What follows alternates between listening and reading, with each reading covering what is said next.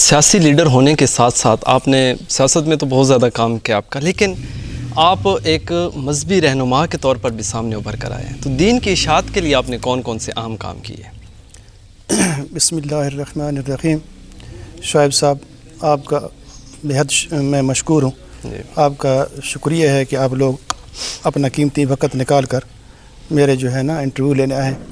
آپ کا بھی میں بہت ممنون ہوں کہ آپ نے مجھے وقت دیا۔ جی، میں نے آپ کو پہلے سر بتایا تھا کہ میری جو جتنی زندگی ہے یعنی کہ کالج لائف کے بعد کی، تو میں نے زندگی میں کوئی پرائیویٹ جاب نہیں کیا، کوئی سرکاری جاب نہیں کیا۔ صحیح۔ تو جب سیزن ہوتا تھا سیاست کا تو میں سیاست کرتا تھا، جب ضرورت پڑتی تھی کوئی مذہبی پروگرام کی، مذہبی کام کی، تو مذہبی کام کرتا تھا۔ ٹھیک ہے۔ سوشل ایکٹیویٹیز، مذہبی ایکٹیویٹیز، سیاسی ایکٹیویٹیز، یہ سارا میرا جو ہے نا 30-32 سال کا جو ہے نا سارا زندگی کا جو ہے نا یہ نچوڑ ہے۔ تو یہ تینوں شعبوں کے اوپر میں نے کام کیا ہے۔ صحیح۔ تو مذہبی کام میں سے سب سے بڑا کام جو میں نے کیا ہے یہ اللہ پاک نے مجھ سے لیا ہے۔ جی جی۔ تو اس کا جو ہے نا اللہ پاک نے میرے ساتھ جو وسیلہ بنایا ہے وہ حضرت مولانا قاری علم دین صاحب ہیں۔ صحیح۔ تو قاری علم دین صاحب جو ہیں وہ جامعہ اشرفیہ لاہور سے فارغ ہیں۔ صحیح۔ تو وہ ادھر آئے ہائر سیکنڈری سکول چکڑالہ میں، جی جی، تو ٹیچر لگ گئے صحیح اس سکول میں نا۔ تو وہ مجھ سے کہنے لگے کہ یار مجھے نا بہت شرمندگی آتی ہے، اتنی زیادہ تنخواہ لیتا ہوں، تو میں نے زکوٰۃ، صدقات، خیرات لے کے پڑھا ہے، تو پھر میں ٹیچر لگ گیا ہوں۔ اس کا فائدہ تو میرے صرف نسل کو ہو رہا ہے، نسل کو ہو رہا ہے، بالکل۔ تو میں نے سوچا کہ آپ موضوع آدمی ہیں، مذہبی شعور رکھتے ہیں، تو شوق بھی رکھتے ہیں، تو آپ اگر میری ہیلپ کرتے تو ہم ایک کام کریں۔ میں نے کہا کون سا کام کریں؟ تو کہنے لگے کہ ایک بڑا دینی ادارہ بناتے ہیں۔ اچھا۔ میں نے کہا زبردست۔ تو میں نے کہا اس میں ایک شرط میری بھی ہوگی، دینی ادارہ بنائیں گے لیکن اس میں وہ عصری تعلیم بھی ہوگی، یعنی سکول والی تعلیم بھی ہوگی۔ ٹھیک ہو گیا۔ میں نے کہا یہ تو بہت اچھی بات ہے، دینی علوم کے ساتھ ساتھ عصری علوم بھی پڑھائے جائیں۔ ہاں، عصری علوم بھی پڑھائے جائیں گے۔ تو وہ خوش ہو گئے، چونکہ ہائر سیکنڈری سکول کے ٹیچر تھے، تو وہ میری بات کو سمجھ گئے نا۔ صحیح۔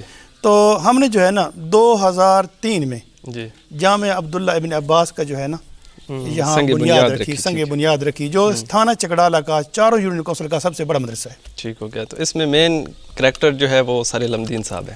اس کا جو مین کریکٹر ہے نا جی، وہ کردار جو ہے وہ قاری علم دین صاحب کا ہے۔ ٹھیک ہے۔ انہی کو جاتا ہے نا۔ تو جگہ تو ڈونیٹ میں نے کی تھی، وہ صحیح، انتہائی ماشاءاللہ قیمتی جگہ تھی، میری والدہ کا حصہ تھا، اپنے یعنی کہ اپنے والدین کی طرف سے ملا تھا۔ ٹھیک ہے۔ تو میں نے والدہ کو مشورہ دیا کہ کیوں نہ آپ کا جو ہے نا جگہ وہ مدرسے میں دے دیں۔ وہ بڑی خوش ہوئی، کہتا ہے ٹھیک ہے نا، دے دو جگہ۔ تو ہم نے والدہ کی جگہ جو حصہ ملا تھا ننہال سے، تو وہ مدرسے کو دے دیا۔ ٹھیک ہو گیا۔ پھر جو ہے نا کمپین چلانا شروع کر دی اس کی ہے چندہ مہم کی، چونکہ کالج بناؤ تحریک کے حوالے سے میرا علاقے میں بہت زیادہ تعارف تھا۔ ٹھیک ہے۔ اور اچھا تعارف تھا، یعنی اچھے الفاظ میں لوگ یاد کرتے تھے، لوگ اعتماد کرتے تھے نا میرے ساتھ۔ تو ہم نے جو ہے نا دونوں نے مل کے ایک کمپین چلائی چندہ مہم کی۔ صحیح۔ تو ماشاءاللہ جس دن مزدور مستری لگے تو ان لوگوں نے ختم ہی اس دن کیا جس دن وہ لنٹر ڈالا تھا، درمیان میں کوئی رکاوٹ نہیں آئی۔ تو اتنا بڑا یہ مدرسہ جو ہے نا بن گیا، بلکہ پورے چکڑالہ میں اس وقت 2003 میں یہ سب سے بڑی بلڈنگ تھی جو لنٹر والی بلڈنگ تھی۔ ٹھیک ہو گیا۔ اتنا بڑا لنٹر جو ڈالا گیا تھا تو اسی مدرسے کا ڈالا گیا تھا۔ ٹھیک ہے، بہت بڑا کام ہے، اور یہ ایسا کام ہے کہ آپ کو دنیا میں بھی اس کا فائدہ اور اجر ملے گا اور آخرت میں بھی نا۔ تو میں یہ جاننا چاہوں گا کہ اب اس مدرسے میں اب تک کتنے طلباء ایسے ہیں جنہوں نے حفظ قرآن کی سعادت حاصل کر لی؟ یہ بتاتا ہوں، آپ نے بات کی ہے اس کا آپ کو اجر دنیا میں بھی ملے گا اور آخرت میں ملے گا۔ بالکل، کچھ کام ایسے ہوتے ہیں کہ جن کا جو ہے نا اس کا بڑا میں آپ کو ثبوت دیتا ہوں جو مجھے اجر مل چکا ہے۔ تو چونکہ میرے والدہ کی جگہ تھی، صحیح، تو میری والدہ کی جب ڈیتھ ہوئی نا، صحیح، تو ماہ رمضان تھا، اعتکاف کی حالت میں تھی، روزہ رکھا ہوا تھا، ٹھیک ہو گیا، اور جمعرات والا دن تھا، تاک رات تھی۔ صحیح۔ یہ ساری سعادتیں جو ہے نا میری والدہ کو ملی ہیں، تو میرے خیال میں اس کا ذریعہ یہ مدرسہ بنا تھا۔ بالکل، جو حفظ کر چکے ہیں وہ تقریباً 100 ہیں۔ اچھا، ماشاءاللہ۔ تو میں نے آج ڈیٹا پوچھا اپنے محتمم سے، وہ کہہ رہے تھے کہ 1-2 لڑکے کم ہیں، وہ اسی مہینے میں وہ پورے ہو جائیں گے، یعنی 100 کمپلیٹ حافظ بن جائیں گے انشاءاللہ۔ ٹھیک ہو گیا۔ تو کیا اس مدرسے میں تعلیم حاصل کرنے والے طلباء میں سے کچھ ایسے طلباء بھی تھے جو بطور عالم کے مطلب اس فیلڈ میں آئے ہوں اور عالم بنے ہوں؟ درس نظامی ہم نے ادھر شعبہ رکھا ہوا ہے۔ ٹھیک ہے۔ تو جو لڑکے ہیں نا درس نظامی پڑھ رہے ہیں، تو تقریباً 20-25 جو ہے نا لڑکے ٹھیک ہو گیا وہ عالم بن گئے ہیں اس مدرسے سے ماشاءاللہ سے. تو اچھا یہ بتائیے گا کہ بطور مذہبی ورکر کے آپ نے کوئی جلسے جلوس بھی کروائے ہیں؟ بے شمار کروائے تھے جلسے جلوس کروائے تھے. جب سپاہی صحابہ کے اوپر کالا دم نہیں تھی اس وقت سپاہی صحابہ کے مولانا اعظم طارق صاحب کو بلایا, مولانا علی شیر حیدری صاحب کو بلایا. اس کے علاوہ جناب بڑے بڑے جو ہے علماء تھے نا چوٹی کے, ان کو ہم بلاتے رہے. تو اس وقت تو کالا دم نہیں تھی. جب کالا دم ہوئی تو پھر ہم جو ہے نا سیاست کے میدان میں اتر پڑے نا. ٹھیک ہو گیا. تو سب سے بڑا جلسہ جو ہم نے کروایا نا مفتی کفایت اللہ صاحب کا تھا. اچھا. وہ یعنی کہ دستار بندی تھی قرآن حافظ قرآن لڑکے جو بنے تھے نا ان کی دستار بندی تھی. تو وہ ایم پی اے بھی اس وقت تھے مفتی کفایت اللہ جمیعت علماء اسلام والے. اچھا. ان کو ہم نے جو ہے نا دعوت دی تھی, وہ آئے تھے. اس طرح وہ سب سے بڑا جلسہ تھا. ٹھیک ہو گیا. تو ایسی کچھ بڑی شخصیات ہیں جن سے آپ ملاقات کر چکے ہوں مذہبی اینگل سے اگر دیکھا جائے؟ مذہبی اینگل سے سب سے بڑی شخصیات تو مولانا فضل الرحمان صاحب ہیں. اس سے بڑی شخصیات تو کون ہے جس کے لاکھوں علماء اس کے ہاتھ پہ بیعت ہیں.